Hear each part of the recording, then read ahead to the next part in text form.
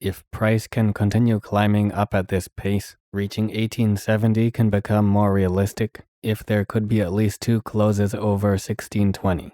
However, if price is still in contact with the $15 range past April 1st, even with intraday lows, it could be the sign the market isn't ready for such a bullish continuation just yet. The 1235 level has stronger potential for support, lasting towards mid-April due to the convergence of the spiral along with the 0.236 to 0 range of the Fibonacci channel. Now, would you please kindly subscribe and stay tuned for more chart videos along with hundreds of technical analysis tutorials already on the channel. Onto TWT Trust Wallet token, which is unlikely to make this kind of bullish move if buying volume is to remain at these well below average levels. In contrast, the bearish advantage that characterized much of March could see price held down under 150 and remaining in the range extending down to 120, even with relatively average selling volume.